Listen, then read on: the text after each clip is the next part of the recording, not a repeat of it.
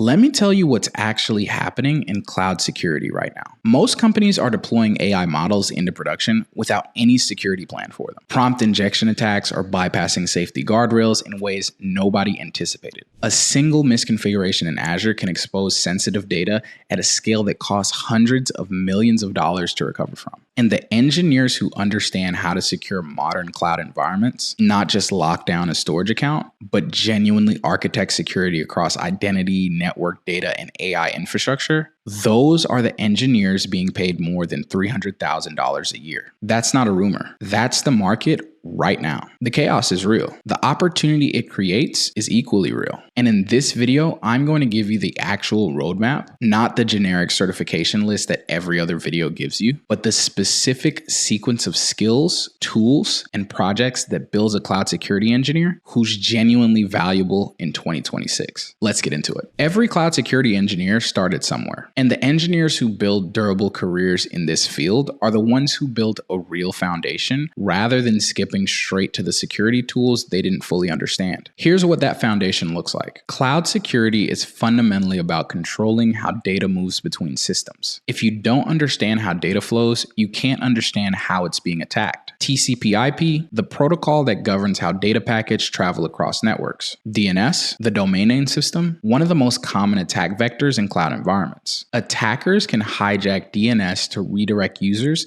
to malicious sites that look legitimate. Subnetting, how networks are divided into segments. In Azure, you'll spend a significant amount of time designing virtual network topologies that isolate sensitive resources from public-facing ones. HTTP and HTTPS, how browsers and servers communicate. The difference between them is encryption, and understanding why HTTPS matters is the foundation of understanding data in transit. Ports and firewalls, understanding which ports should be open, which ports should be closed, and why leaving unnecessary ports exposed is one of the easiest ways to give an attacker a way in. Linux is the second pillar. Most of the servers you'll be working with run Linux. When something goes wrong, when a server is misbehaving suspiciously, when you need to investigate a potential compromise, when you need to apply a patch before a vulnerability gets exploited, you're going to do that work at the command line. Learn Bash. Get comfortable with navigating directories, reading logs, monitoring processes, and understanding what's running on a system. Don't ignore PowerShell either. Enterprise Azure environments are hybrid. Windows is still everywhere. Engineers who can move across both ecosystems are significantly more useful than engineers who can only work in one. Cybersecurity fundamentals are the third pillar. The CIA triad. Confidentiality, integrity, availability is not a theoretical framework. Every security decision you make will come back to protecting one or more of those three things. Understand how attacks actually happen.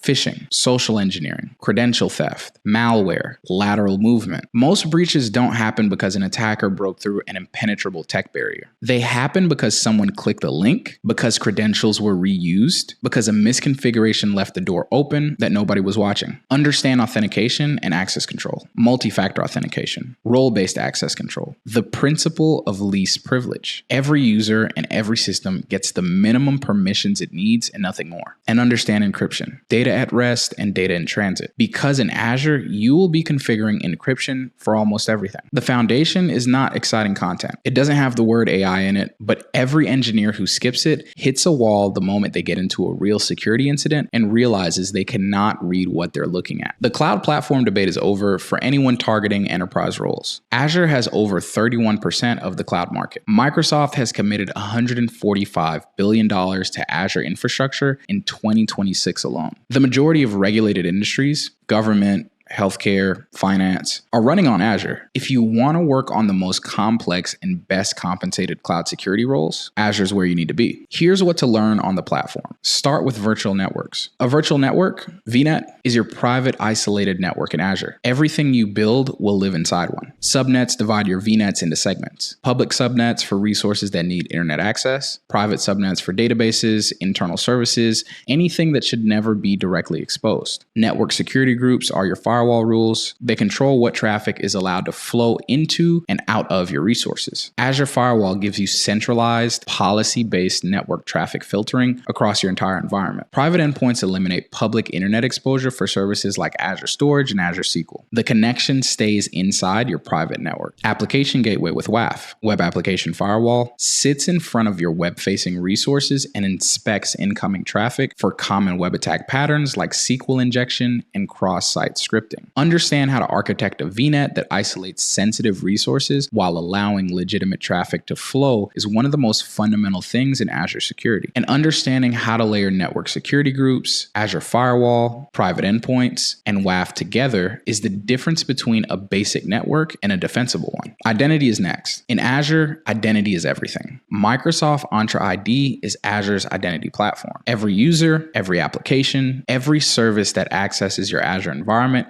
goes through Entra ID. Conditional access lets you enforce policies based on who's logging in, where they're logging in from, what devices they're using, and what they're trying to access. You can block access from non-compliant devices. You can require MFA for all privileged operations. You can restrict access to Azure-specific services to manage devices only. Privileged identity management, PIM, limits standing privileged access. Instead of giving an administrator permanent global admin rights, PIM lets them request elevated access for a limited time window with an approval workflow and a full audit trail. No standing privileges. Every elevation is logged. Every elevation has a justification attached to it. Managed identities eliminate the need to store credentials and application code. Instead of hard coding a connection string with a username and password, your Azure resource gets an identity that it uses to authenticate automatically. No credentials, no secrets to rotate, no credentials to steal. Then learn the security native Azure services. Microsoft Defender for Cloud is your unified security posture management platform. It continuously assesses your Azure environment against security best practices, scores your overall posture, identifies misconfigurations, and tells you exactly what to fix and why. Azure Monitor and Log Analytics are where all the telemetry flows. Every resource in your environment can ship logs and metrics to a central log analytics workspace. You query that data using KQL, Kusto query language, to investigate events, build detection rules, and understand what's happening across your environment. Microsoft Sentinel is Azure SIEM, Security Information and Event Management. It sits on top of Log Analytics and uses analytics rules to correlate events across your entire estate, detect threats that no single log would reveal, and generate incidents for investigation. Azure Key Vault manages secrets, certificates, and keys. Instead of hard-coding credentials everywhere, applications receive them from Key Vault at runtime. Access is controlled by Entra ID, and every retrieval is logged. Azure Policy lets you enforce security standards at scale. You can create policy assignments that prevent resources from being deployed unless they meet your security requirements. Encryption must be enabled, public network access must be disabled, diagnostic settings must be configured. Policy enforcement means you don't have to rely on engineers remembering to configure resources correctly. The platform enforces it for them. These are not optional tools you might encounter. These are the tools that every Azure security engineer uses every single day.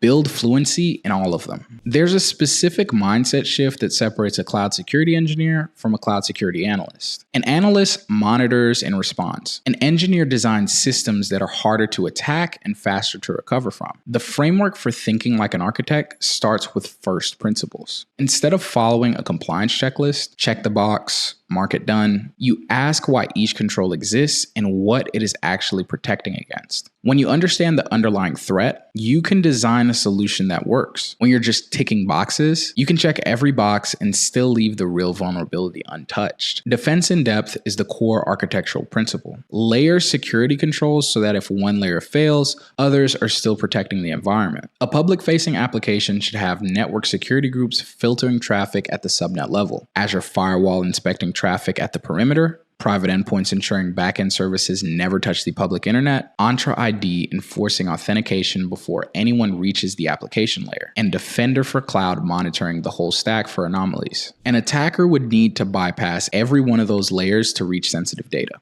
That's the goal. Zero trust is the policy. Never trust, always verify. Every request is treated as potentially malicious regardless of where it originates, inside the network or outside it. Users must authenticate. Devices must meet compliance requirements. Applications must use managed identities. Access is scoped to what they actually need, and nothing more. Threat modeling is how you apply this thinking to a specific system. Whenever I review an architecture for a project, the process is always the same. Start with the assets. What data and systems are you actually protecting? Where does that data live? Who can access it? Then the threats. Who would want to attack this system? What would they be trying to get? Then the vulnerabilities. Where are the weak points? What would an attacker need to compromise first? How would they move laterally after the initial breach? Is there a single point of failure that cascades into a complete compromise? Then prioritize. You can't fix everything at once. Start with the controls that address the highest probability, highest impact threats. This is the thinking that commands $300,000 salaries. Anyone can enable encryption. Anyone can follow a hardening guide. The engineer who can look at an architecture, reason from first principles about what's at risk, and design controls that actually address the specific threats that an environment faces,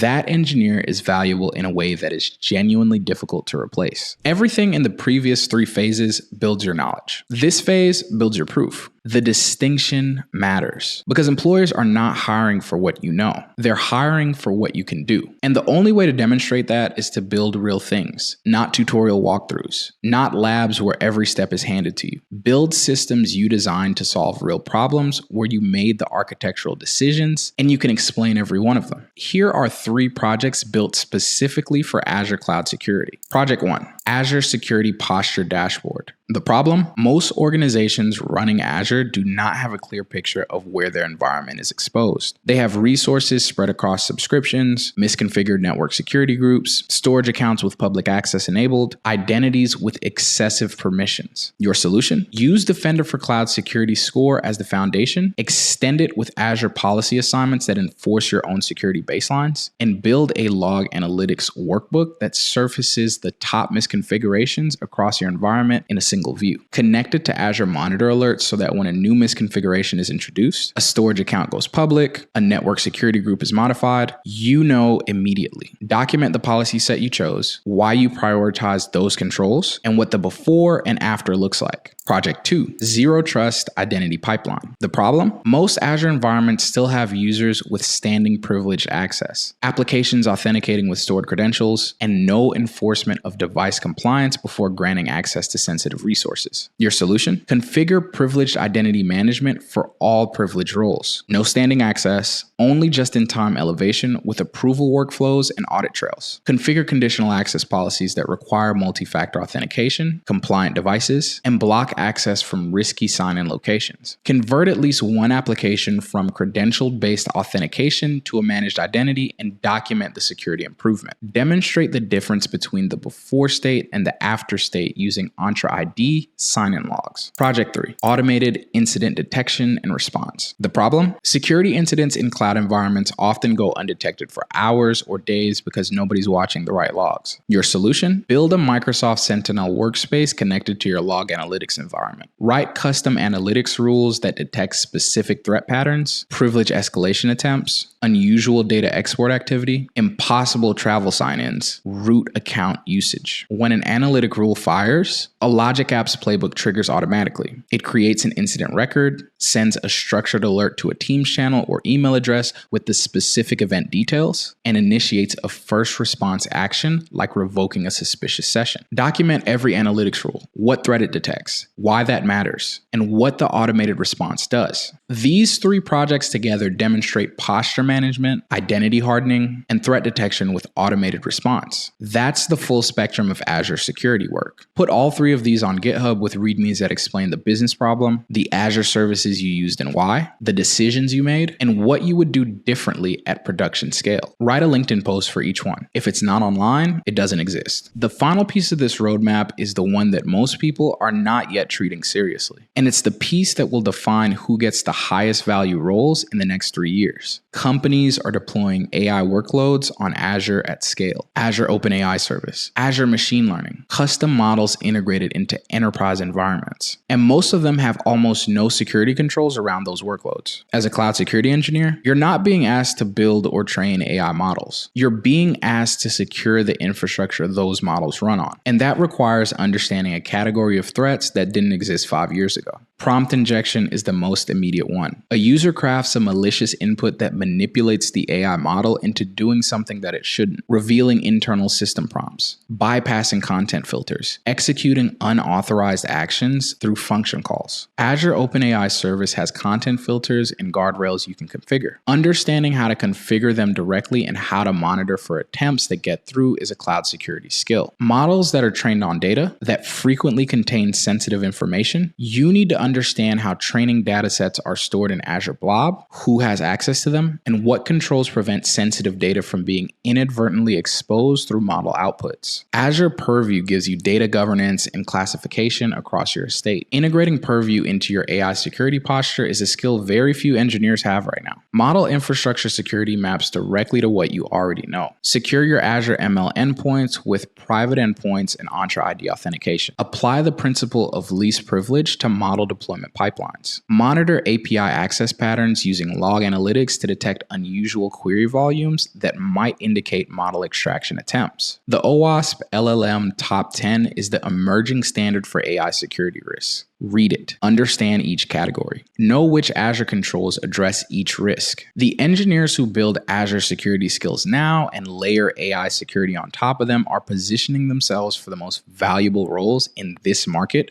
for the next 5 years. That combination, deep security knowledge plus genuine AI security capability, is rare, and rare skills command rare compensation. This roadmap has 5 phases. Phase 1, networking, Linux, cybersecurity fundamentals. Phase 2, Azure platform, identity, security services. Phase 3, security architecture and threat modeling mindset. Phase 4, 3 Azure security projects on GitHub. Phase 5, AI security layered on top. You don't need to complete all 5 before you start applying. You need phases 1 and 2 before your first interview. You need phases 3 and 4 to pass it. Phase 5 is what puts you in the top tier of candidates for the highest value roles. Here's the hottest thing about this roadmap that most people don't say. The people who make it through are not the smartest ones. They're not the ones with the most time. They're the ones who started before they felt ready, built something imperfect, learned from what broke, and kept going. Every project in phase 4 will have something wrong with it when you first build it. Something will be misconfigured. Something won't work the way you expected. Something will cost more in Azure credits than you planned. That's not failure. That's exactly how you learn Azure security, by hitting real problems in a real environment and figuring out how to fix them. The engineer who's hit 20 real problems and fixed them understands Azure security in a way that no amount of studying can replicate. Start today, not next month, not after the next certification. The engineers who are getting $300,000 offers right now did not wait until they felt ready.